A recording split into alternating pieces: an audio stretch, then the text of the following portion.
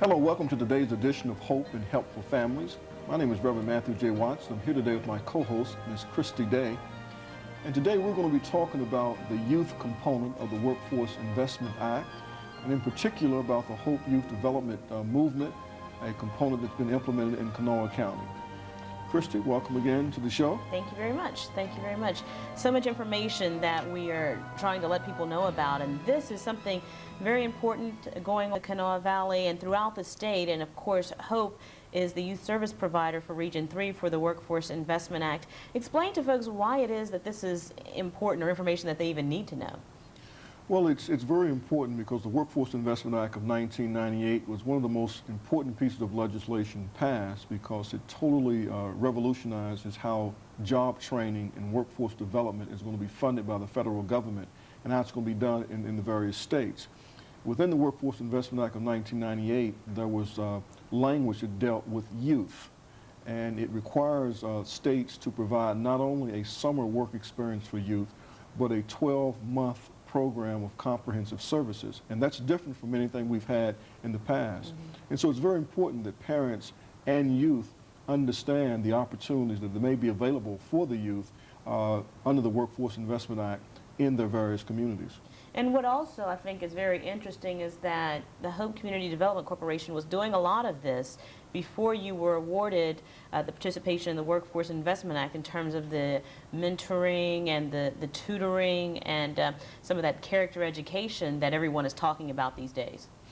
That's correct. When we started Hope Community Development back in 1996, we had a vision and an idea that if we could develop a program that had a menu of services that we could offer to young people, then we could do an assessment of the young person on an individual basis and do an individualized plan that would help that young person be successful. And so we developed programs with character education, leadership, career awareness, mentoring, offering tutoring services. We developed an alternative sentencing for juvenile offenders, a transition and reentry program for juvenile offenders, an absence education program, and just a job placement program, among some other services.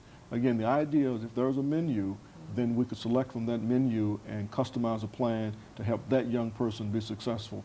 And so we were delighted when we saw the Workforce Investment Act that it calls for a similar approach, that each young person should be looked at individually and that a customized plan should be developed that they refer to as an individual service strategy to help that young person be successful. You termed this, or you designated this as a youth movement. Yeah. Why is that? Well, I'm really excited about that. We've coined our particular initiative the Hope Youth Development Movement because I think if you look at the history of the United States, you will see that anytime there's been a major change, a paradigm shift involving young people, it often was initiated by a movement, whether it is the Revolutionary War or the Spanish-American War, the women's suffrage movement, the civil rights movement. There's a lot of energy among young people.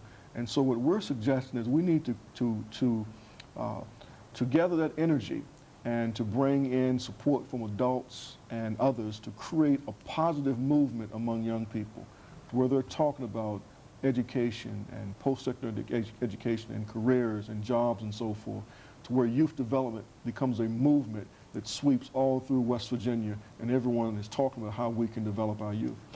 Well, what is also interesting is that the group that you're targeting in terms of kind of harboring and manifesting this movement are sometimes youth that you wouldn't necessarily think of being the catalyst for this. I mean, they're folks from lower income situations. Perhaps their parents aren't as involved in their educational or their social or their well-being period as some think they should be. And you're talking about a whole lot of social, economic issues that are targeting this group of people also. So what makes you think that they can actually be the catalyst for a movement? Well, I think that's the great untapped natural resource in our state and around this country, is this population of young people that we erroneously label as being at risk. I like to see them as being untapped potential. And I think there's tremendous untapped potential and talent within this group of young people. Secondly, we believe part of the problem is that we've not articulated a clear vision for these young people that really would arouse their emotions and their energy that would cause them to want to be engaged in this type of positive activity. let's face it, you know, much of the programs we design and develop often target the talented few at the top and those who are pretty competent within the middle. But young people often who don't have some of the advantages that some other young people have do not have a quality, holistic, integrated, well thought out program that says this is for you.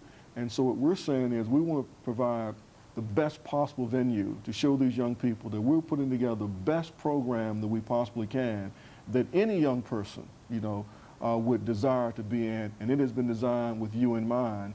And if you will engage yourself, you can create a movement within the community, not only for yourself, but for other young people like you. And we're excited about the response. Well, and we'll get to a little bit more of this in a moment, but you have some guidelines, you have some a measuring stick that you're kind of up against also. And when you're talking about a movement, sometimes that kind of thing takes a while to get started. I mean, for the momentum to get rolling. So you're talking about something you're trying to do in a matter of months so that you can see some results within the year. Is that realistic? Well, you know, we think it's realistic. We think it's realistic because we did not start when the Workforce Investment Program started. I mean, we've been doing character education, leadership, tutor mentoring, these other programs. We've been doing them for a number of years in the school system and within the community. And so we've already created some momentum and some energy and some excitement with the young people. We now have the venue of the Workforce Investment Act that now sort of codifies everything and say, okay, here are the performance measures, here are the desired outcomes, and here's the target. And so our philosophy is this: if we develop the right programs and have the right system and get the young people involved, then we will have the right outcomes. And so we're not so much preoccupied specifically with these particular targets. We're just saying that at the end of a year, we think that there will be positive, measurable outcomes that that can be witnessed, and we're hoping, of course, they meet the targets, you know, of the Workforce Investment Act. But we are excited, and we believe that we're going to have some significant results over the next 10 to 12 months. What I would be interested in knowing also is how is it that you're going to persuade a community that they need to be interested, worried, and not only that, but participating in this kind of activity? Because honestly, many people just consider not only the generation, but this aspect of the generation you're talking about as throwaways. I mean, there's folks who can't be helped, who cannot be contributing members of society. How is it that you see them getting involved in making this happen? Well, there's still a lot of people of goodwill out there. There are a lot of people that believe that this population of the low income, the quote-unquote at-risk youth, that they can be reached, and there's some people who really want to see this population empowered. But secondly, we also articulate to others that it's in all of our enlightened self-interest to help this population. When you look at the demographics of West Virginia, what you find, we're the oldest state in the union. We have one of the lowest immigration rates of any state, and we have one of the highest out-migration rates. And normally the people that are leaving are the people that we are educating at WVU and other universities. They're now more marketable in other markets, and so they're the ones that's leaving.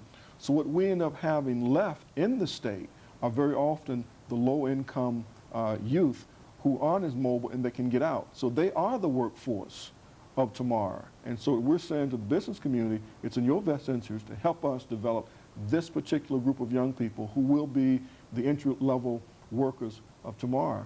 And also, let's be honest about it, this is also the group that has the highest teen pregnancy rate, the highest juvenile incarceration rate, and the group that's the most likely to end up in our adult criminal justice system. And so that's at a great social cost to the community, $25,000 to $30,000 a year to incarcerate, and there are figures out there for what it takes to raise a child that's born out of wedlock that the state has to support. So what we're saying is it is in the short and long-term health of the state for us to work with this population to where they are employed and they are paying taxes and they are the responsible parents and citizens we need for them to be. We have no choice but to help this generation of youth. If we don't, then we will suffer for it as a community. And I imagine if we can just touch on briefly what it is you're expecting from the various members of the West Virginia community. I mean, from the business community, I guess you would want a partnership of job internships and those kinds of opportunities. And then There are the mentorships and things that are available through individuals and organizations. Are those the kinds of partnerships Hope is looking for? All of the above and more. What we say to people, old, middle-aged, or young, if you will commit an hour a week, we'll give you something significant to do. You can work as a tutor, you can work as a mentor, as an individual. We're reaching out to community groups, organizations, fraternities, large sororities, and say, will you consider partnering with us and making the partnership with us your project for the coming year? That you'll provide tutors and you'll provide mentors and you'll be goodwill ambassadors sharing this vision with others. To the business community, we're saying, yeah, step up to the plate with internships, with summer jobs, with job shadowing opportunities, and even consider sponsoring a young person. There's not enough resources for every young person to participate.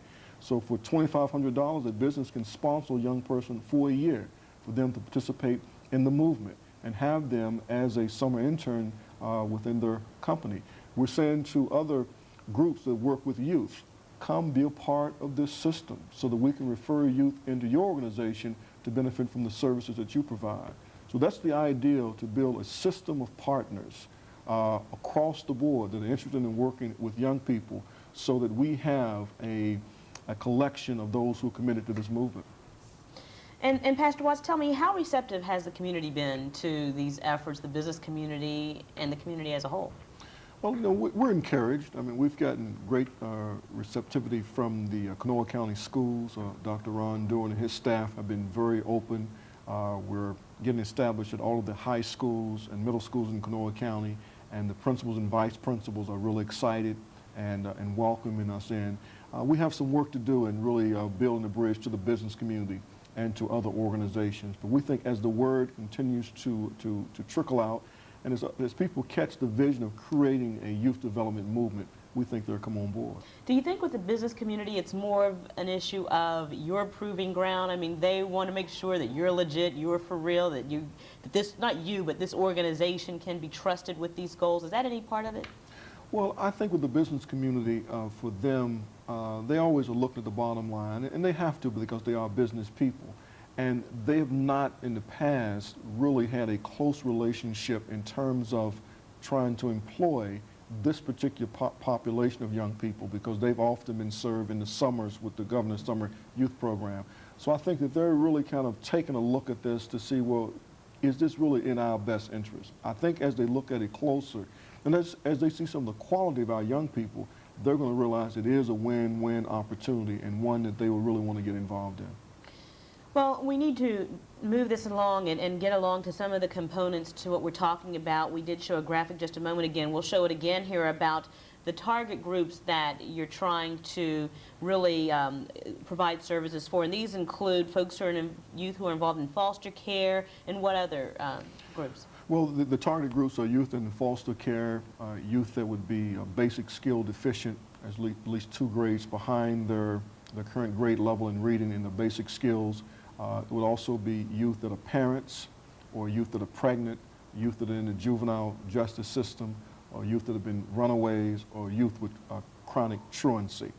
And so the youth must meet a couple of criteria. One, there's an income eligibility criteria, and then they must meet one of other criteria, as I just mentioned, fall in one of those areas. And so that's how the system works. We're hoping to be able to attract some additional funding from some other funding sources that are non-Workforce Investment Act funds, so that we could serve any youth that need to be served, because we hate to turn away any young person that needs to be served simply because their parents make a few dollars more than income guidelines. And you're actively recruiting right now, is that right? Yes, we are actively recruiting now. As I mentioned earlier, we are getting established at all the high schools in Kanawha County, because the great population of youth between 14 and 18 or 19 are going to be at high schools, and there are a few youth that are 14 in the middle schools, and so we will serve them also. The population I didn't mention, Christy, is the out-of-school youth.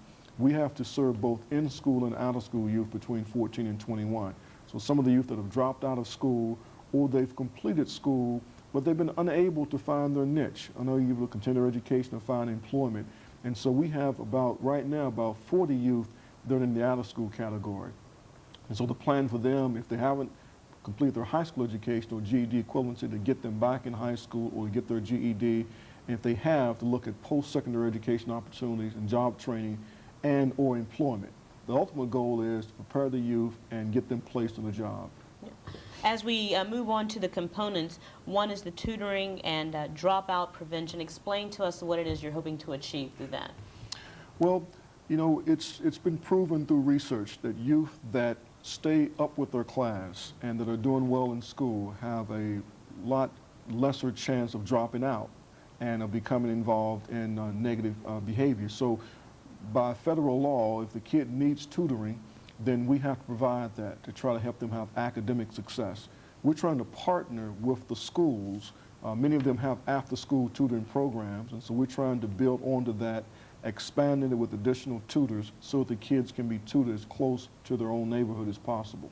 And what's interesting also is that when you look at this population, I mean, they're not necessarily, in a lot of ways, aren't suffering from things that other families aren't. I mean, but they have, a lot of times, other families have the ability to send kids to Sylvan or perhaps have college graduates who are within their social circle that they can help get this kind of assistance to their children.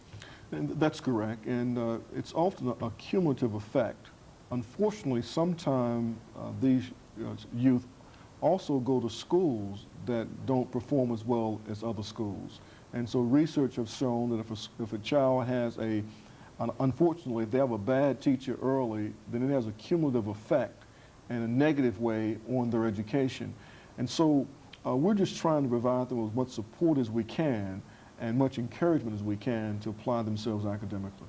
And as we move on to the second component of this, which would be the alternative secondary school services, and these are services that aren't already in the curriculum, is that correct? Yes, these are services that are in the curriculum or things that are outside of the normal educational process that would be of benefit or assistance to this population of young people to prepare them for future education and job training. So that would be things such as what? Well, it could be some of the things like that we're currently doing. I mean, it isn't mandated that a youth have character education and leadership and these type of things.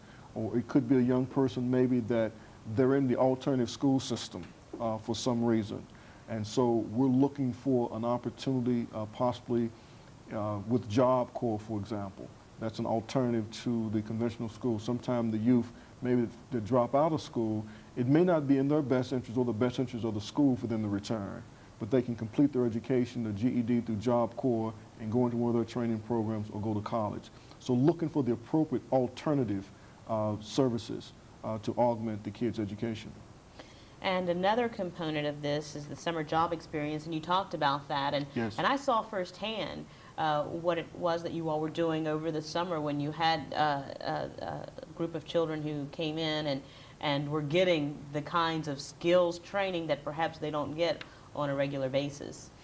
That's correct. You know, in the past, there'd been a summer piece under the old Job Training Partnership Act.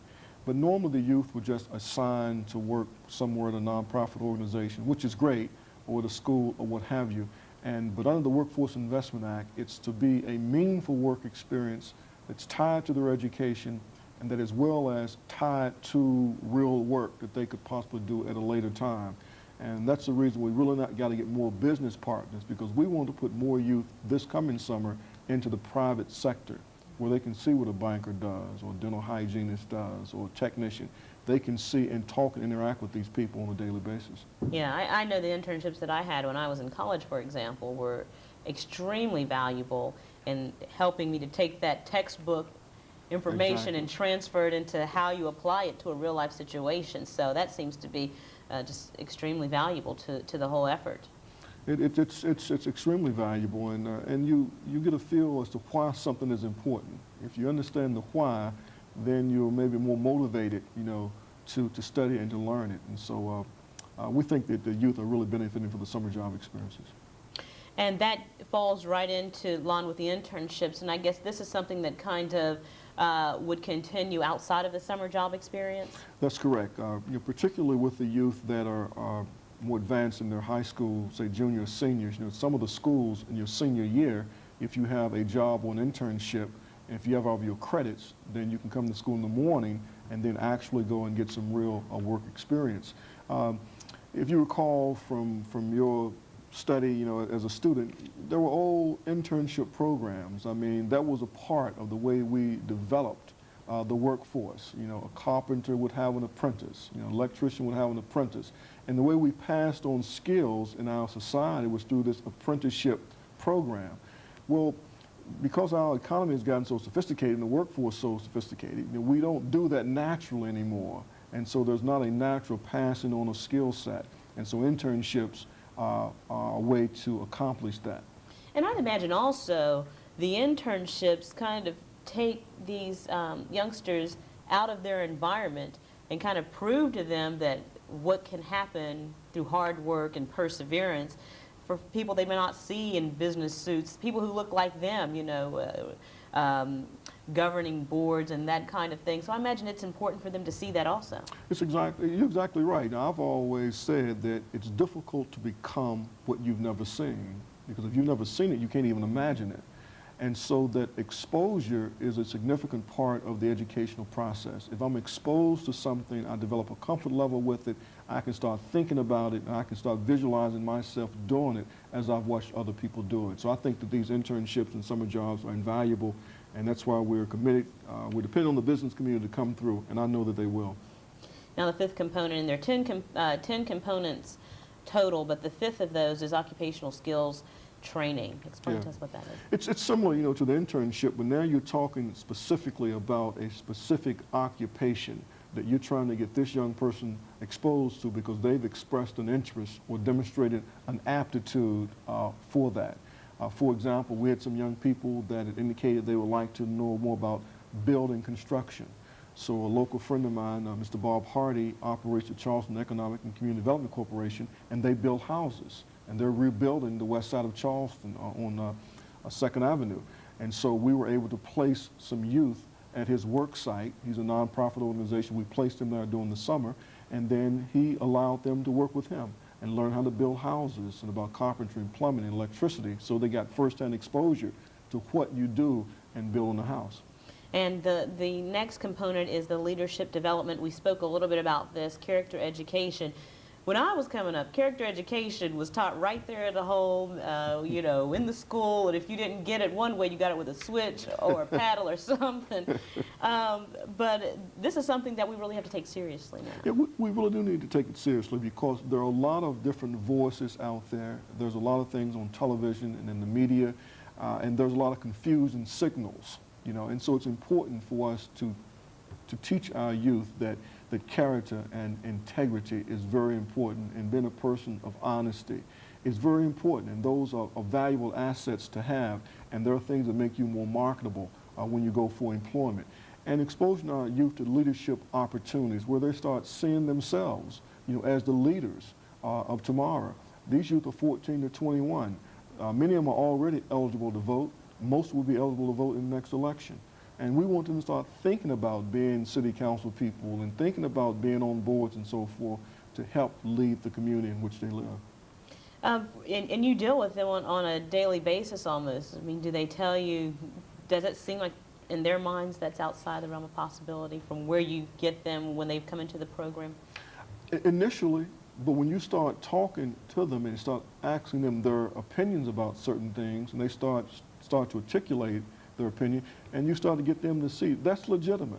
I mean, you have a good understanding of that, you know, and so your opinion need to be heard, and that's the beauty of a free society, that we have an opportunity to express our opinions, and if we get in positions where our opinions can influence policy, then we're able to impact not only the quality of our own life, but the quality of the lives of others as well. Now, the seventh of the 10 components for the Workforce Investment Act plan for this region are support services. Explain to us what those services are. Support services is really a catch-all, and it's basically whatever it takes to keep that young person on track academically or with their employment. Let's say, for example, if a young person was a parent, and if not having a babysitter was keeping them from school or from their job or from some tutoring or what have you, then we have some resources to temporarily get a babysitter until a permanent arrangement can be made so that that young person's education or job is not disruptive. if a person has substance abuse, and that's a real problem among a lot of people today, if they do, then we're trying to find some assistance for them to get treatment, to get counseling or what have you. So support services really is a catch-all. Whatever it takes to help keep that person on track, on their goals, is what we're supposed to try to do. And that speaks to the individual aspect of this, how it's just not a cookie-cutter approach. Exactly. The idea here is that each youth will have their own individual service strategy. We have to sit down with that youth and sit down with their parent and their counselors at school and develop a plan that is customized for that person. How can we help them be successful over the next 12 months? Now, the 8th of the 10 components is the adult mentoring slice of this pie, and we know what a big advocate you are of mentoring, and so I imagine that's a pretty significant part of what you're trying to accomplish here. It's a pretty significant part of it. You know, we really believe that mentoring is a way that many adults can contribute and be involved and share their words of wisdom and impact the lives of young people. And so that's a place where an individual can say, I'm willing to volunteer as a mentor, and we can deploy them. Follow-up is very important also, I imagine, so you can kind of measure the progress. That is correct. We have to document all the encounters we have with the young people. We have to document how we are fulfilling their individual service strategy, what exactly was done. And so it's a lot of paperwork, but it's the right type of paperwork, because if you can't document what you're doing, you don't know what you're doing. If you don't know what you're doing, you can't improve it. So it's important that you document so that you can follow appropriately. And finally, the 10th component is the guidance and complete counseling, and this whole thing kind of just speaks to that because it is a complete plan. Exactly right. I mean, again, we speak a lot about creating as many positive encounters for young people that we can with positive adults. And in so doing that, they get the benefit of the wisdom, the insight, the education, intelligence those adults have. And so we think that comprehensive guidance and counseling is something we're doing all the time. Anytime that there's an issue that a young person is dealing with, that we can provide them with an adult perspective in terms of what the options and the alternatives are, we fulfill this particular component. So you were awarded the Workforce Investment Act component back in July? July, that's correct. Were there any surprises, or is it pretty much as you had expected? You know, it is a lot of work. I mean, there's no doubt about it. It's a lot of, this is a federal program with the Workforce Investment Act money. There's a lot of documentation that needs to be done.